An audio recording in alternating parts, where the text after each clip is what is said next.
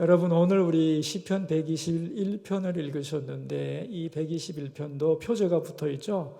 성전에 올라가는 노래입니다. 이스라엘 사람들은 1년에 적어도 3번씩 자기가 살던 집에서부터 다 나와가지고 수도 예루살렘에 가서 제사 드리고 예배를, 절기를 지켰죠. 그때가 되면 전국에 있는 사람들이 다 예루살렘으로 올라가는 겁니다. 그들이 이제 그 예루살렘을 향해서 가면서 부르는 노래가 성전에 올라가는 노래고, 그 올라가는 노래를 다른 말로 뭐라고 불렀느냐? 순례자의 노래, 그렇게 불렀던 겁니다. 15편이 나오는데 이 121편이 15개 중에서 가장 사랑받는 노래입니다.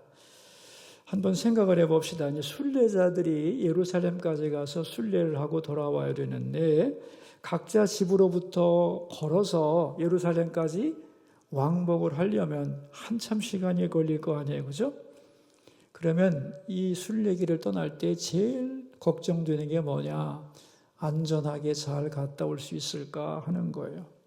왜냐하면 이게 하루 이틀에 갔다 올 수 있는 거리가 아니잖아요. 먼 거리입니다. 그죠? 그리고 절기를 지키러 가서 제사를 지내려면은 짐승을 가지고 가야 되는데 매번 짐승을 가지고 갈 수 없으니까 짐승을 사서 드리기 위해서는 돈을 가지고 가야 되는 거예요. 그러니까 반드시 순례자들은 돈이 있다 없다? 있는 거예요. 돈을 가진 채로 먼 길을 갔다가 와야 되기 때문에, 그죠? 어떻게 안전하게 다녀올 것인가를 걱정할 수밖에 없었던 거죠. 그래서 특별히 높은 산을 지날 때마다 더욱 걱정이 되었고, 그래서 하나님께 도움을 구하는 이런 기도와 노래를 부르게 되었다, 그런 얘기입니다.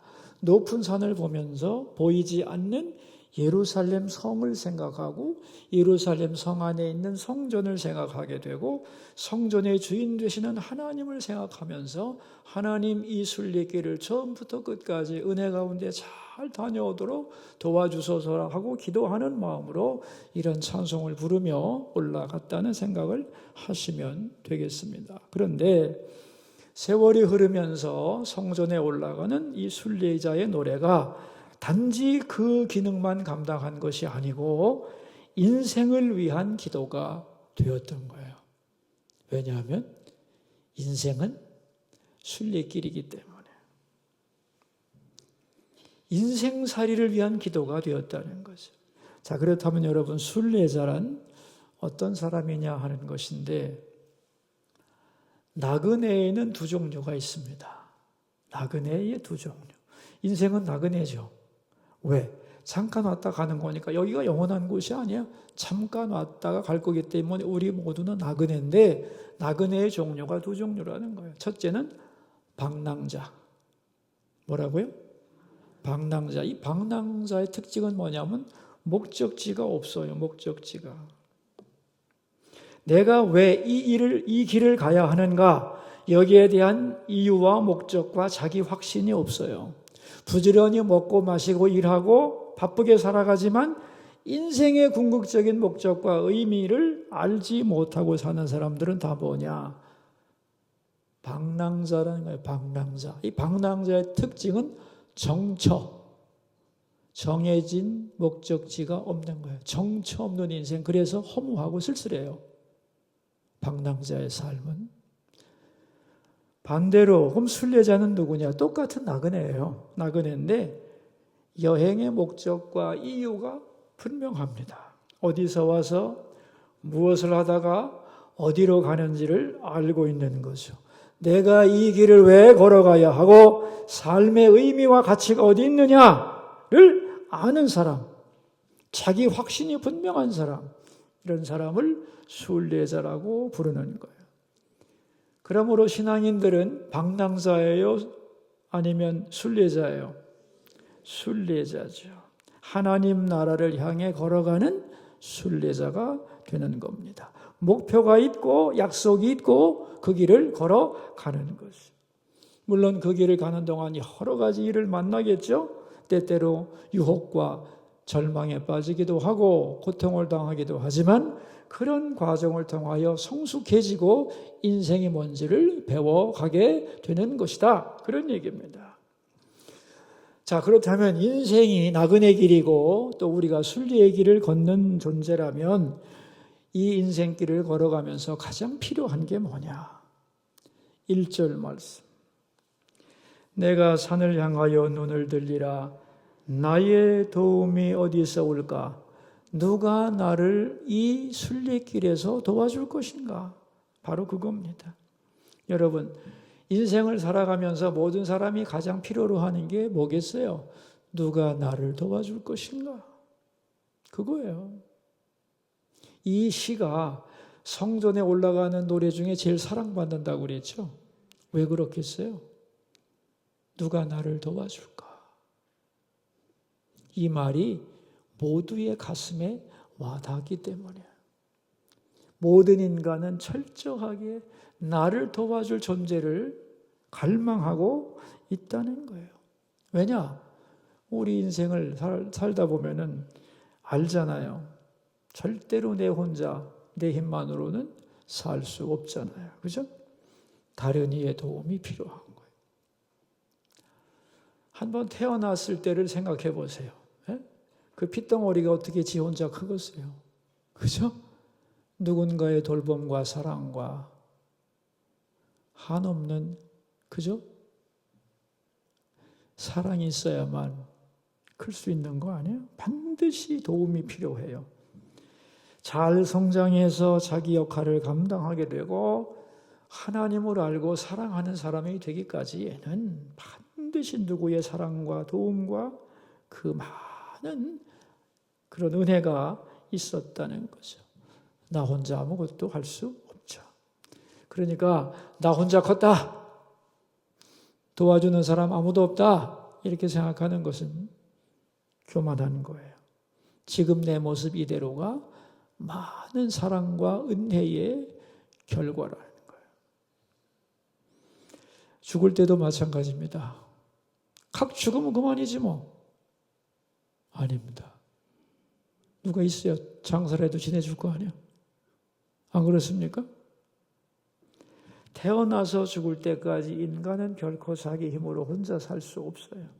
많은 사랑과 도움을 받으며 살아야 되는 존재라는 것을 아주 겸손하게 인정을 해야만 합니다. 그러나 수많은 사람들이 나를 도와주고 사랑하지만은 그들에게서 받는 사랑과 도움은 부분적인 것에 불과해요.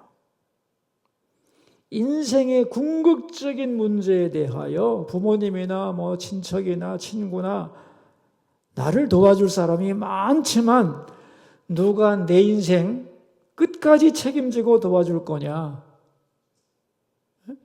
남편이 나를 도와주겠고 아내가 나를 사랑하고 자식이 있어 든든하고 직장이 있어서 내 삶을 윤택하게 해주겠지만 여러분, 물론 그것도 하나님이 도와주셔야 되지만 그러나 더 중요한 부분에 대해서는 아무도 날 도울 수가 없는 거예요. 진짜 중요한 부분. 여러분, 아무도 나를 도울 수 없는 지점이 우리가 살아가는 동안에 반드시 오게 돼 있어요. 그 어느 누구도 도와줄 수 없는 시간들. 그때 누가 도와주겠어요? 예? 그래서 누가 나를 도와줄 것인가? 이것은 모든 사람의 마음속에 들어있는 소원이고 이 질문이 온 천지에 가득한 겁니다. 그래서 오늘 본문의 1절에 누가 나를 도와줄 것인가? 나의 도움이 어디서 올까? 하고 질문한 다음에 거기에 대한 대답을 2절에서 합니다. 2절 읽어봅시다. 나의 도움은 천지를 지으신 여호와에게서로다. 아멘이죠? 나의 도움은 어디서 온다고요? 천지를 지으신 여호와에게서 온다. 여러분, 이게 정답입니다. 정답. 그런데 이 인생의 정답을 안다는 것이 얼마나 감사한 일입니까? 그죠? 여러분, 이 정답을 몰라서 부르짖고 눈물 흘리고 인생에 허탈해하는 사람들이 세상에 얼마나 많은지 모르는 거예요. 여러분의 자녀들이 묻는다고 합시다. 엄마, 나의 도움이 어디서 올까요? 여러분의 자녀가 물었어요. 엄마, 누가 나를 도와줄 수 있지? 정말? 나를 누가 도와줄 수 있지? 대답하세요, 빨리. 예? 천지를 지으신 여호와로다. 친구가 나한테 물었습니다. 예, 정말로 나를 누가 도와줄 수 있을까? 대답하세요. 여러분 스스로도 궁금하죠? 누가 나를 도와줄까? 여러분이 스스로 질문해 보세요. 누가 나를 도와줄 수 있을까? 그리고 대답해 보세요. 잊지 마세요. 이게 정답이니까. 누가 묻더라도 스스로 묻고라도 대답하세요. 누가 도와준다고요? 천지를 지으신 여호와께서로다. 근데 그냥 하나님이 아니에요. 천지를 지으신, 굉장히 중요한 단서가 달려있죠. 그분 앞에는 문제가 된다 안 된다. 왜? 천지를 지으신 분인데 뭐. 창조주 하나님이 나를 도와주시는데 뭐. 그죠? 어떤 문제가 그분 앞에서 문제가 되겠느냐? 그런 얘기입니다. 그러므로 누가 나를 도와줄까? 나의 도움이 어디서 올까? 대답은 천지를 지으신 여호와께로부터 나의 진정한 도움은 옵니다. 라고 고백하며 살아야 되는 거죠. 저는 오래전에 나를 도와줄 사람이 아무도 없다는 생각을 하게 되자 무지무지 외로워진 적이 있어요. 또 고민도 되고 막막하기도 해서 하나님께 기도를 했어요. 저는 아버지도 일찍 돌아가셨는데 저를 도와줄 사람이 아무도 없습니다. 하나님, 정말로 도와주세요. 근데 그때 하나님의 음성을 들었어요. 내가 네 아버지다. 아, 그 말이에요. 그리고 하시는 말씀이 너를 도와주고 싶어도 그 사람이 너를 도와줄 수가 없다. 왜냐하면 내가 그의 마음을 감동시켜야만 하고 또 내가 그에게 능력을 주어야만 하고 그가 너를 도우려고 할지라도 그 수고가 열매를 맺으려면 나의 도움이 필요한 것이다. 그러므로 너는 나를 바라보면 된다. 내가 네 아버지니까. 아, 감격이에요, 감격. 그래서 제가 대답을 했어요. 그렇습니다. 하나님이 저의 아버지시라면 무슨 걱정을 제가 하겠습니까? 제가 누구를 바라보며 누구를 기대하겠습니까? 하나님 아버지만 바라보겠습니다. 그래서 하나님도 아버지란 말에는 꽤 약하시구나 하는 걸 알았어요. 내가 눈치가 빠르거든요.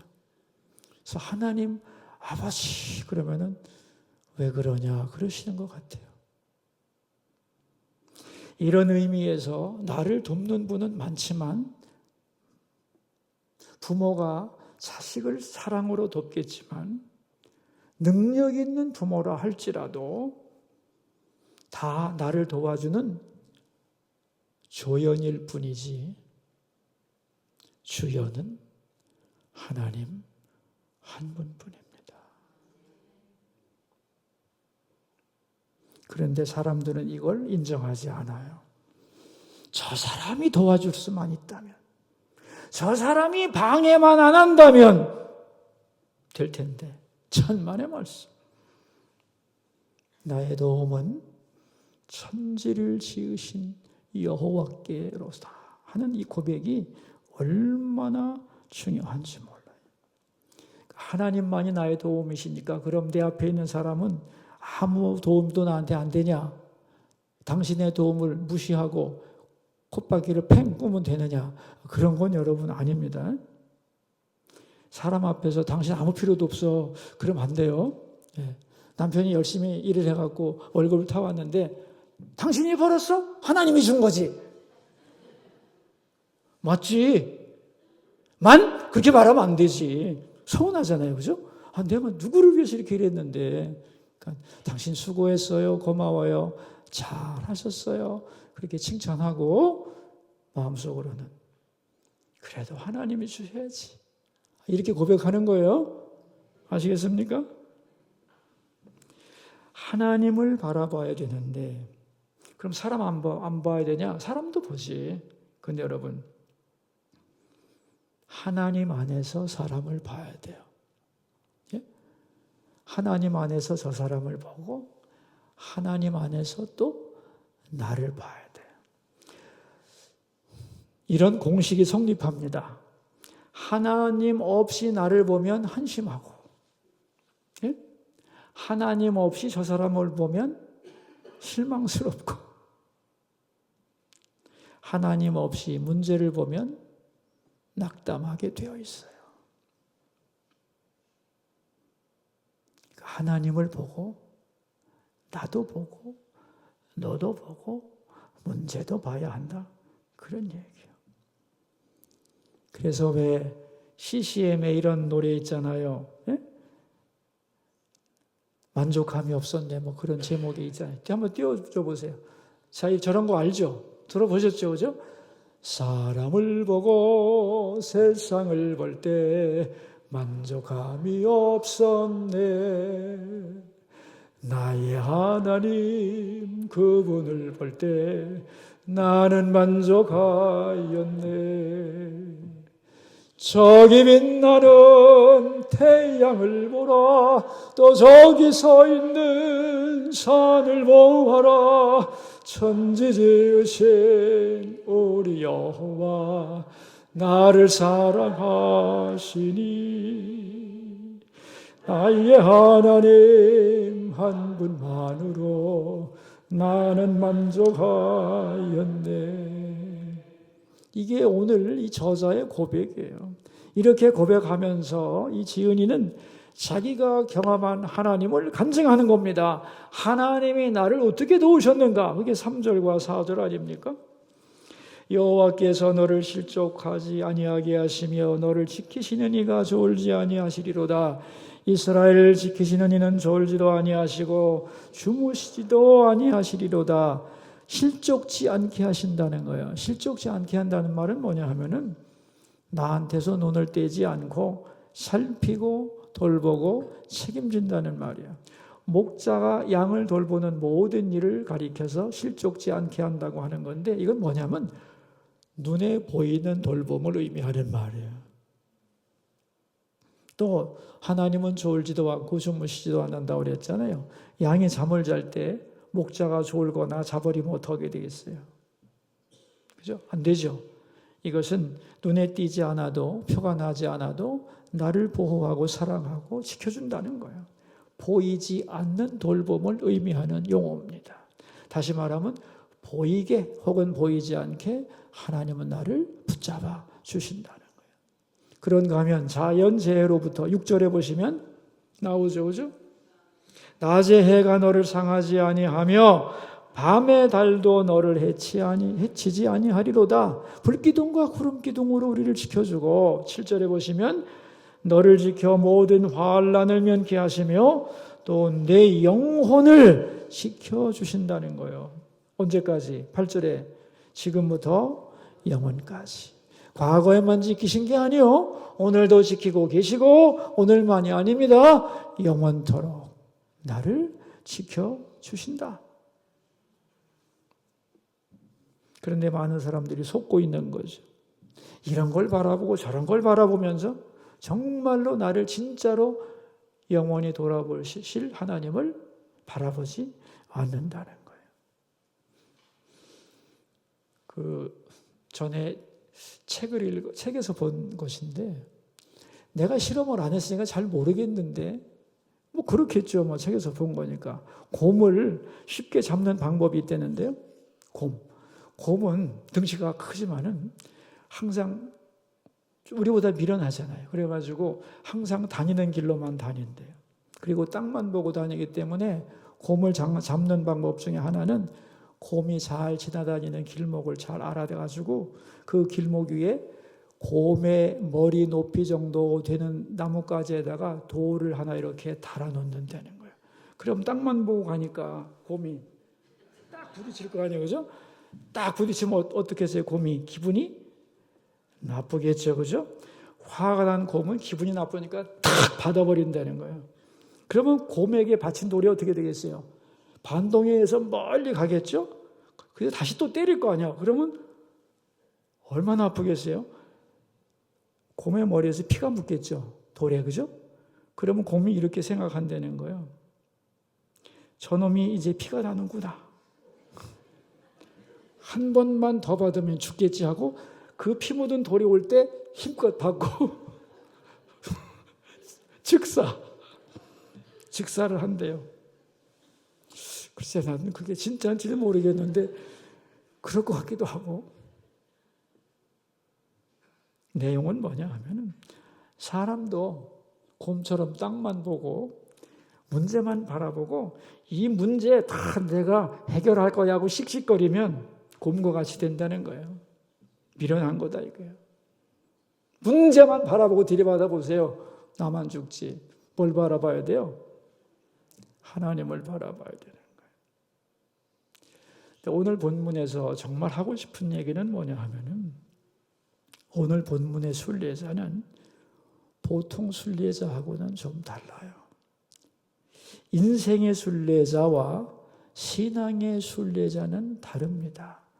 세상이 말하는 순례자는요, 목적지가 하나가 아니에요. 아주 많아요.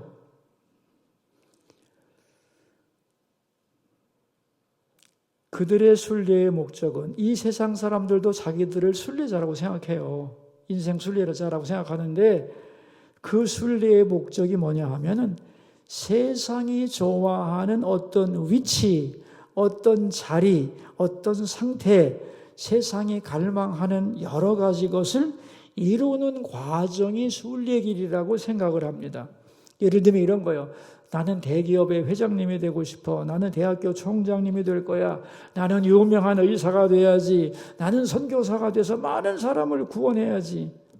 어떤 직업이나 이 땅에서의 성취를 향해 나아가는 순례자로 사람들은 자신을 생각한다는 거예요. 그렇죠, 여러분. 오늘도 많은 사람들이 자기 인생의 목적을 향하여 열심히 달려가고 그게 성취되면 또 다른 더 큰 목적을 향해 달려가잖아요. 그런 면에서 모든 인간은 순례자이긴 한데 문제는 뭐냐 하면은 하나님이 보실 때는 그 목적이 잘못되어 있다는 거예요.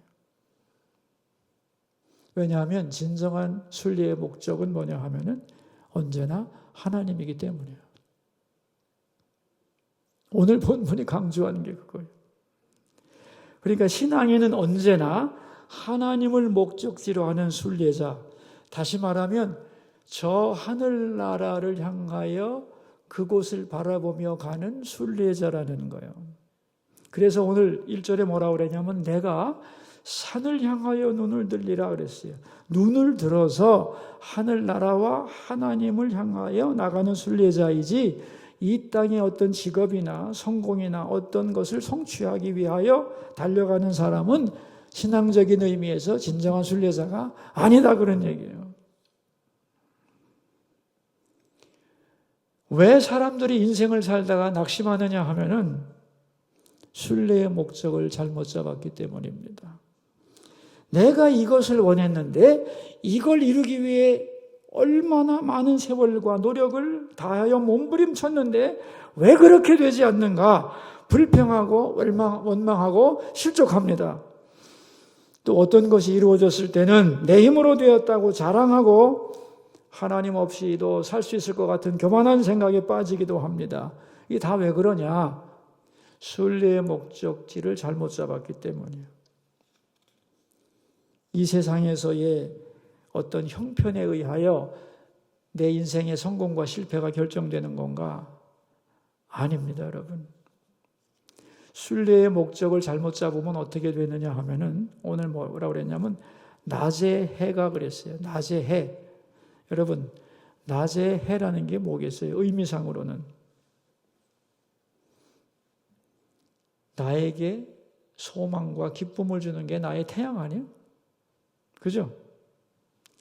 자녀도 나의 태양이 될 수 있고 내 자랑스러운 직업도 나의 태양이 될 수 있고 그죠? 나의 인생의 목적이 성취되는 것도 나의 태양이 될 수 있어요. 그런데 그것만 바라보게 되면 어떻게 되느냐 하면은 내가 다 타버려요. 해에 의해서 타버려요. 여러분, 내가 소중하지 않게 생각하는 것 때문에 속 끓입니까? 내가 아무 가치도 없다고 생각하는 것 때문에 내가 애가 닳고 걱정하고 분노하고 그러나요? 아니요. 정말로 나에게 소중한, 내가 기대하고 소망하며 그것만은 꼭 붙잡고 싶은 것, 내가 좋아하는 것이 잘못될 때 어떻게 돼요? 예? 속이 상하는 거잖아요. 그죠? 다시 말해서 이 땅에서 소중한 것 때문에 순례길이 막힌다는 거예요. 그걸 내 순례의 목적지로 잡았을 때, 그것이 이루어졌을 때 기쁘지만 거기에 빠져서 내 순례길에 방해를 받는다는 거예요. 성공 좋지. 성공에 빠져가지고 순례길을 준행하지 못할 수도 있는 거예요. 반대로 밤의 달은 뭐예요? 오늘 이 말 그대로가 맞아요. 밤의 달. 특별히 이 중동지방의 밤의 달이라고 하는 것은 밤이잖아요. 밤은 무섭고 춥고 달빛에 눈이 멀 수도 있고 뇌가 손상되기도 하고 달밤에, 사막의 달밤에 미칠 수도 있어요. 그래서 이 루나틱이라고 하는 말이 달의라고 하는 형용사인데 미친, 광기의 그런 뜻을 가지고 있어요. 왜냐하면 이 사막의 달빛 속에서 미치는 사람들이 많거든요. 정신이 온전하지 못하게 될 수도 있어요. 그렇게 밤은 위험한 것이에요. 그래서 이 말 그대로 맞지만 비유적으로 달이라고 하는 것은 태양에 비해서 절망을 의미하는 거예요. 절망과 좌절이 우리의 순례길을 막기도 해요. 일이 너무 안 풀리면 하나님이 정말 계신가? 어떻게 나한테 이럴 수가 있지? 왜 직장 문제가 이렇게 풀리지 않지? 어떻게 내가 이렇게 오래 아플 수가 있어? 정말 하나님이 계신다면 그럴 수가 없지 라고 그 일 때문에 절망하면서 내 인생의 순례길이 망가져요. 순례의 목적을 잘못 잡으면. 순례의 목적이 뭐라고 그랬어요? 순례의 목적은 언제나 하나뿐이에요. 하나님을 만나는 거예요. 순례는 그래서 이리 갔다 저리 가는 게 순례가 아니고요. 기독교인의 순례는 항상 뭐냐면 목적이 딱 하나밖에 없어요. 오늘 설교 제목이 뭐죠? 순례자의 소원이에요. 순례자의 소원 하나밖에 없어요. 하나님께로 가서 그분을 만나는 거예요. 그러니까 우리의 순례길은 이 땅이 아닙니다. 하나님을 향해 계속 걸어가는 게 우리의 순례길의 목적이에요. 그래서 하나님을 만나고 하나님과 교제하고 하나님의 음성을 듣고 그게 우리 순례길의 방향성이라는 거예요. 순례자의 소원은 출세도 아니고 잘 먹고 잘 사는 것도 아니고 건강하고 행복하며 남이 부러워하는 인생을 사는 것도 아니에요. 오직 하나님 한 분뿐이에요. 그래서 진정한 순례자는 인생의 성공과 실패에 좌우되지 않는다는 거예요. 인생의 순례자가 아니라 신앙의 순례자는 언제나 하나님을 만나는 것을 제1의 과제로 삼아야 하고 이렇게 하나님만을 목적으로 하는 순례자에게는 하나님이 언제나 만나주시고 지켜주시고 함께해 주신다는 거예요.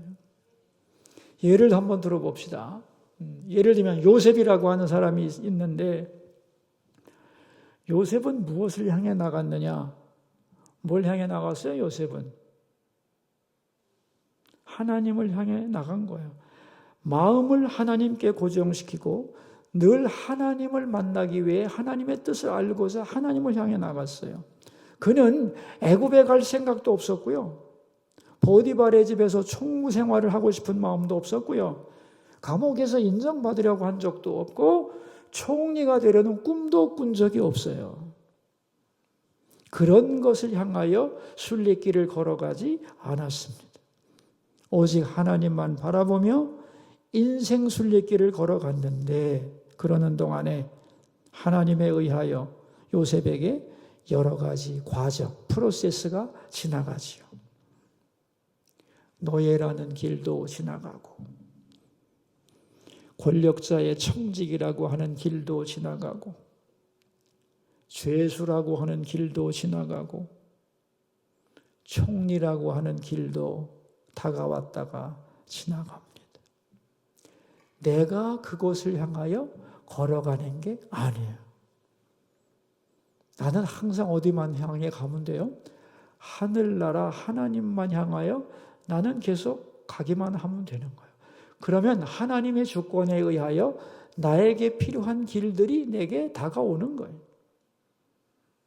그래서 이런 직업을 만날 수도 있고 저런 환경에 처할 수도 있고 그게 순례길의 모습이에요. 내가 사장님이 되는 게 내 인생 순례길의 목적이라면 사장 되면 꿈 다 이뤘네? 천만의 말씀. 우리의 순례길의 목적은 하나님이기 때문에 사장님이 돼도 뭘 해야 돼요? 하나님을 향하여 계속 걸어가야 되는 거예요. 성공을 했어도 거기에 안주하고 교만한 게 아니라 성공한 상태에서 하나님을 향하여 순례길을 걸어가야 하고 또한 실패를 했어도 거기서 주저앉으면 안 되고 그걸 넘어서 어디를 향해 가야 돼요? 하나님을 향해 걸어가야 되는 거예요. 왜? 우리의 순례의 목적이 하나님이기 때문에. 그래서 순례를 하다 보면 하나님께서 당신의 뜻을 따라서 우리에게 가장 알맞은 환경도 주시고 직업도 주시고 우리에게 돈을 벌게도 하시고 잃어버리게도 하시고 성취하게도 하시고 정리하고 그만두게도 하시고. 여러분, 그것은 내가 걸어갈 길이 아니에요. 하나님이 알아서 나한테 주는 거예요. 건강할 때도 오고 병들었을 때도 오고 그러나 그때도 항상 우리는 어디를 향해 가야 돼요? 하나님을 향해 걸어가는 거예요. 이게 진정한 순례자라는 거예요. 근데 많은 사람들이 순례 개념을 지가 원하는 대로 이거 같다 저거 같다 저거 같다 저거 같다 뺑뺑 돌아가는 것을 순례자라고 하는데 천만의 말씀. 그러므로 순례의 방향을 정확하게 잡아야 된다는 거예요.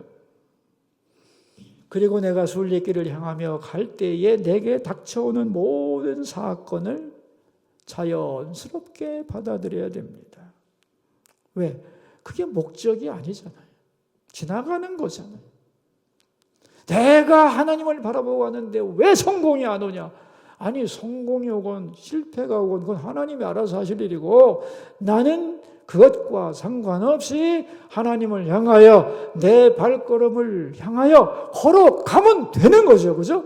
그러면 건강도 오고 때로는 질병도 오고 그런 것을 자연스럽게 받아들이고 그렇게 지나가고 왔다 갔다 하는 것들이 나를 규정하는 것이 아니고 하나님을 향하여 변함없는 목적지를 향하여 걸어가는 나의 자세와 그 갈망이 진정한 나를 규정한다는 것을 잊어버려서는 안 되는 겁니다.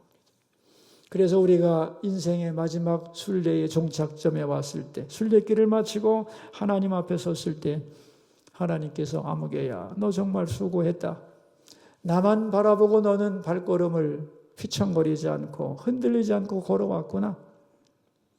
그럴 때에 내 직업이 무엇이었는지 세상 사람 기준으로 볼 때 내가 실패했는지 성공했는지가 의미 있어요? 없어요? 세상 사람들이 볼 때 내가 성공하고 실패한 것이 하나님 앞에 내가 순례자로 섰을 때 의미가 있어요? 없어요? 의미 없어요. 성공을 했던 실패를 했던 남들이 볼 때 잘 살았던 못 살았던 하나님 바라보시는 건 뭐예요? 이거 거쳐온 게 몇 개라고 네 경력 화려한 거 아무 상관없다는 거예요. 그죠?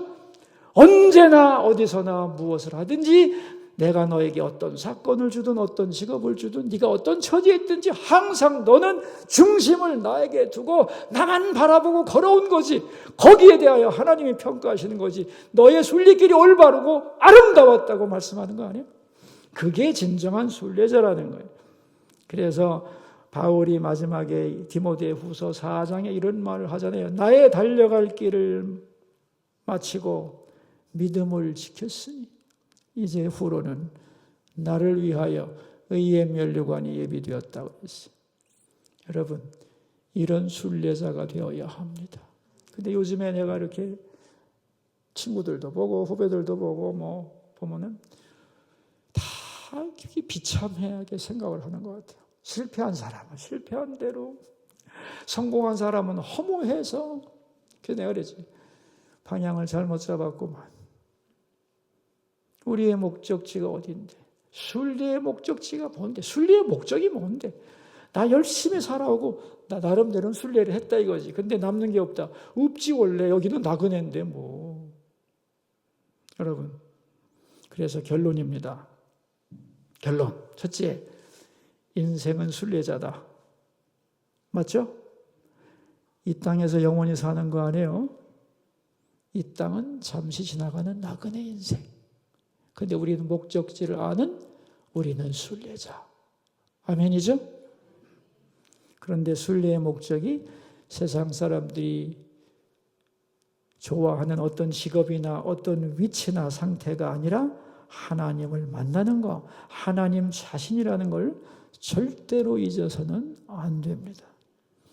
그리고 그런 목적을 향해 나갈 때 하나님은 나를 반드시 만나주시고 내 앞으로 여러 가지 길들이 지나갈 것인데, 그럴 때 거기 마음을 뺏겨서 교만하지도 않고 낙심하지도 않고 그 길은 나에게 다가오고 그저 또 사라지는 것임을 알고 거기에 마음 뺏기지 말고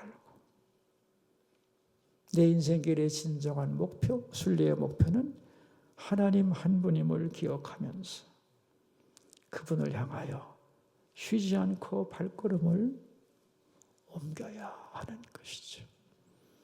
여러분, 우리 모두 진정한 순례자가 되어 변함없이 하나님을 향해 걸어갈 수 있기를.